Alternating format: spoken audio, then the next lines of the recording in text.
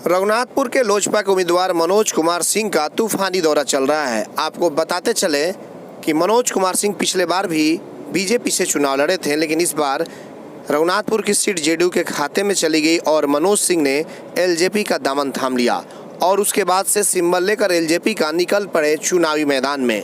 आपको बताते चले कि मनोज सिंह का कहना है कि हमारी सीधी आर पार की लड़ाई महागठबंधन से है और ऐसे में मनोज सिंह का यह भी कहना है कि मैं लगातार क्षेत्र के लोगों के बीच बना रहा हूं।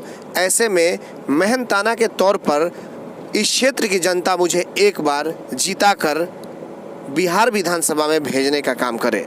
तो बिल्कुल आप देख सकते हैं कि मनोज कुमार सिंह किस तरीके से और किस नए अंदाज में लोगों से मिल रहे हैं और अपने समर्थन में वोट करने की अपील कर रहे हैं। हालांकि राजनीति के माहिर खिलाड़ी माने जाते हैं मनोज कुमार सिंह। आइए दिखाते हैं फहीम अहमद की पूरी रिपोर्ट। जिंदाबाद जिंदाबाद मंगला छाप जिंदाबाद जिंदाबाद जिंदाबाद। मनोज भैया मत घबराना, तेरे पीछे सारा जमाना। रात का जाए कैसा हो, रात का जाए कैसा हो, मनोज भैया मत घबराना, तेरे पीछे सारा जमाना। मंगला छाप जिंदाबाद जिंदाबाद जिंदाबाद। मंगला छाप जिंदाबाद जिंदाबाद जिंदाबाद। रामलला सुभान अमर रहे। मैं फहीम अहमद एटीएन लाइव में आपका स्वागत है। चुनाव समर चल रहा है और पूरे 8 विधानसभा में हमारी टीम लगातार दौरे पर है और अपना काम कर रही है। इस वक्त मैं रघुनाथपुर 108 विधानसभा का दौरे पर हूँ, जहाँ पर गाय घाट एक जगह है, वहाँ पर मैं आया और लोगों का हुजूम है कि वहाँ पर मनोज कुमार सिंह जो लोजपा के प्रत्याशी हैं वो अपना चुनावी दौरा कर रहे हैं। मैं अपने कैमरामैन से दिखाऊंगा कि ये लोग अपने स्तर से लोगों से वोट मांग रहे हैं। जब गांव वालों मेरी इन लोगों से भी बात हुई और मैं कुछ कर रहा हूं कि इस बार जो है चुनाव का परिणाम क्या रहेगा, चूँकि यहाँ पर सिटिंग कैंडिडेट हरिशंकर यादव थे। आप बताएंगे कि इस वक्त जो है चुनाव का माहौल चल रहा है जी, और आपके इसके पहले एमएलए हरिशंकर यादव जी थे। इस गांव के लिए उन्होंने क्या कुछ किया? इस गांव के लिए उन्होंने कुछ नहीं किया है। रोड नाली का निर्माण नहीं हुआ है, जल जमाव से बीमारियां फैल रही है। विकास पर उनका कोई ध्यान 5 साल तक नहीं रहा।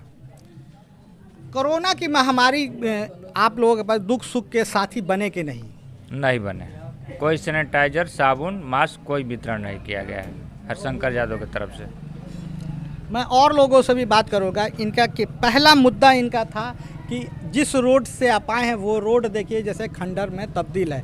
5 साल यहाँ के वो विधायक रहे मगर कोई सुधि नहीं ली। मैं और भी गांव के लोगों से, चाचा आप नाम बताएं। हमारे मैं और भी लोगों से भी जो इस गांव के लोग हैं मैं उन लोगों से पूछूंगा। क्या नाम है आपका? खुर्शीद आलम। आप क्या कहना चाहेंगे इस अपने गांव को लेकर?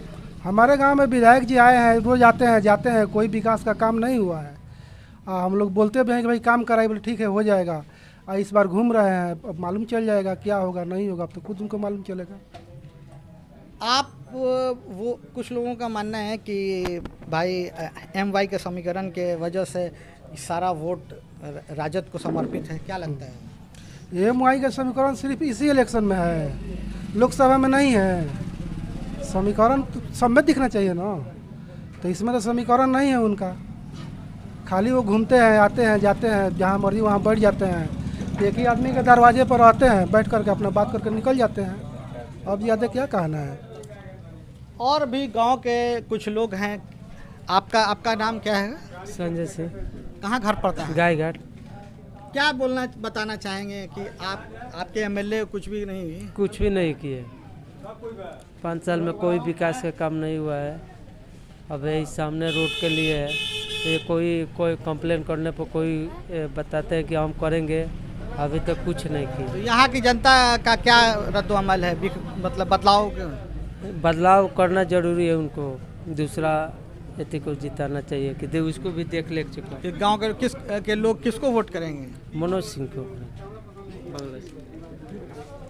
लोगों से बात करने में ये पता चला कि जिस आदमी पर 5 साल हमने भरोसा किया, वो आदमी 5 साल में हम लोगों के साथ कुछ भी नहीं किया। कुछ युवा भी हमारे सामने दिख रहे हैं, मैं उन लोगों से भी बात करूंगा कि क्या नाम है आपका? मिथिलेश कुशवाहा। क्या आप कहना चाहेंगे? बस कहना चाहेंगे कि विकास हो हमारे गांव में। इसके पहले जो विधायक थे वो कुछ नहीं। अब तो देख ही रहे हैं आप, ये रोड नाला। तो आप लोग इसके लिए कोई प्रयास नहीं किया है? नहीं, अभी तो प्रयास नहीं किए हम लोग। वो तो आते जाते हैं, देखते नहीं हैं। मगर कुछ भी नहीं किए? जी नहीं।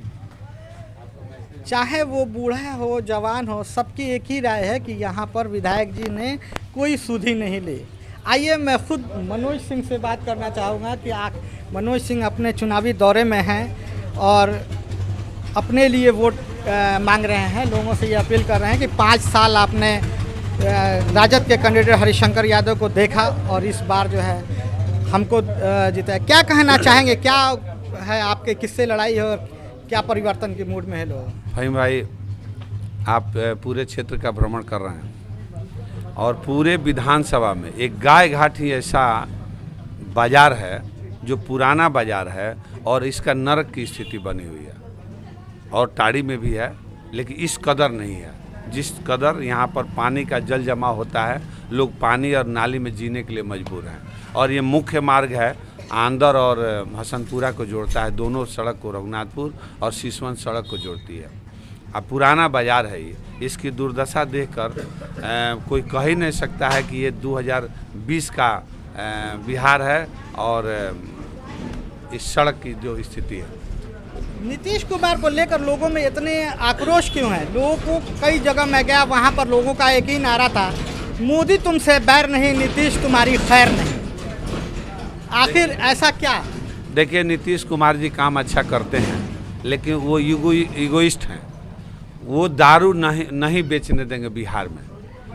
ये उनका जो फ्लॉप योजना है, दारू बंद नहीं करना चाहिए। क्या लगता है आपको कि बिहार में दारू बंद है? इसीलिए तो आप तो तीसरे आंख है। आप बताइए जो बंद है क्या है? हर जगह जहाँ खोजिएगा वहाँ दारू मिलेगा आपको। होम डिलीवरी है। तो इसलिए उनकी योजनाएं फेल हैं। नल जल की योजना की भी वही स्थिति है। हमें नहीं लगता है कि किसी टंकी से लोगों के घर में पानी जा रहा है। लेकिन नीतीश कुमार ईगोइस्ट हैं, जिसका परिणाम उनको 2020 में भुगतना पड़ेगा। आपको क्या लगता है कि जनता बदलाव के मूड में है? आखिर आप तो खुद आप जो है 5 साल लगातार रघुनाथपुर विधानसभा के क्षेत्र में ज़मीनी स्तर से लगे रहे।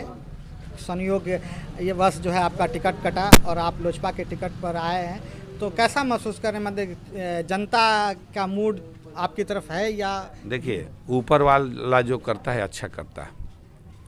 हमें लगता है कि ऊपर वाले ने मेरा टिकट काट के लोजपा को दे करके मेरे लिए अच्छा ही किया। जो करता है अच्छा ही करता है, ये मान के चलता है आदमी, और आगे भी जो करेगा वो अच्छा होगा।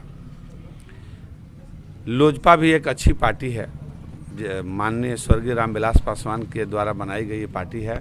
और वो भी अंबेडकर के बाद वो सबसे बड़े दलित के नेता थे। उन्हीं की योजना है जो अनाज की योजना है। हर परिवार को, एक व्यक्ति को 5 किलो प्रति महीना फ्री में अनाज, वही खाद्य एवं आपूर्ति मंत्री थे, उनके द्वारा ये चलाया गया है। गरीबों के सही हितैषी ये पासवान जी थे। हम उनकी पार्टी से आए हैं। रघुनाथपुर की जनता से अपील करेंगे कि आपने 5 साल देखा और देख करके आपको जो महसूस हुआ, उसके उलट मुझे एक बार मौका दीजिए अपने सेवा करने का। मैं रघुनाथपुर की जनता का सच्चा सेवक बनकर काम करूंगा। ऊपर वाले ने मुझे सब कुछ दिया है, जो नहीं दिया है उसको हमको जनता देगी। इस बार पार्टियां ये सोचती हैं मुसलमानों के बारे में कि अगर भाजपा सामने आएगी तो मुसलमान बिना मांगे, बिना उसका वैल्यू वोट का किए हुए हमारे लालटेन छाप पर चले जाएंगे, जो भी या पंजा छाप पर चले जाएंगे।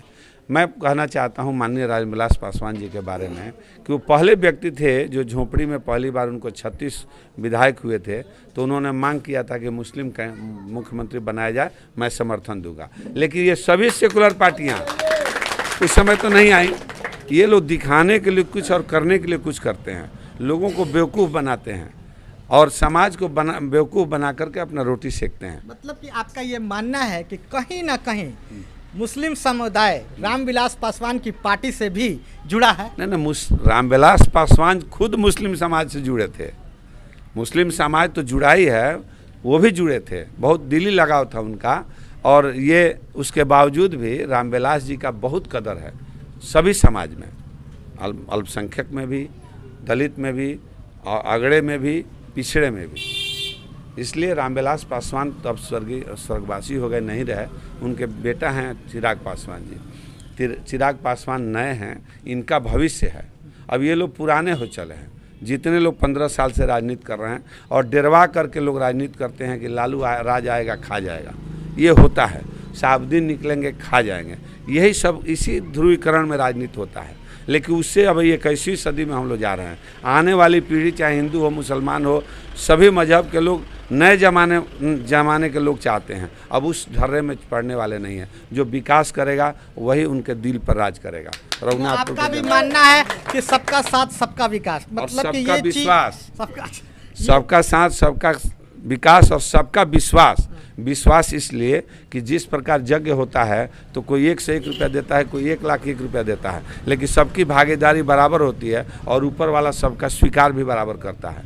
तो जो जितना वोट दे, कम दे, ज़्यादा दे, लेकिन सबकी भागीदारी, सबका वोट जिसको मिलेगा वही विधायक बनेगा रघुनाथपुर से। इसके पहले इंटरव्यू में आपने कहा था कि पिछले चुनाव में मैं एक तबका से काफ़ी दूर रहा, जिसकी वजह से मेरे हार का कारण बना। तो कहीं आप इस बात को मान रहे हैं कि अभी की जो चुनाव हो रहा है, इस बार के चुनाव में आप सबको लेकर चले और सारे समुदाय आपके साथ हैं? देखिए, अगली बार मैं वोट नहीं मांगा अल्पसंख्यक समुदाय से, उसके पीछे बहुत सारा रीजन था।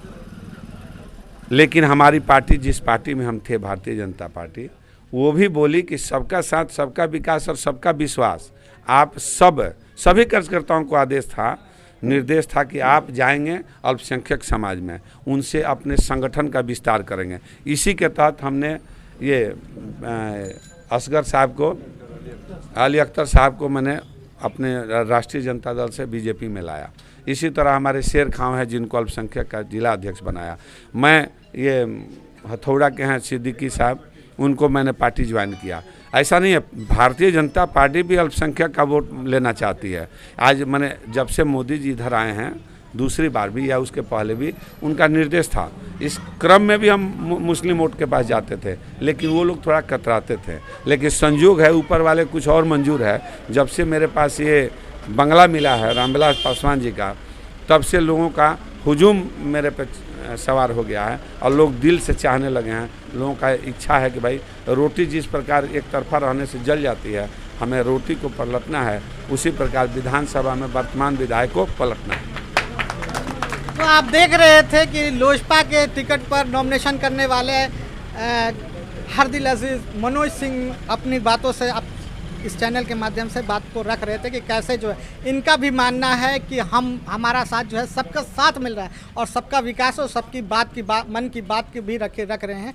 कहीं ना कहीं कह रहे हैं कि इनका ये भी बता रहे हैं कि कोई हमारे यहाँ अब भेदभाव नहीं है, मैं सारे समुदायों को एक साथ लेकर चलूँगा और सबका विकास करूँगा, किसी तरह का कोई जो है कठिनाई नहीं होगी।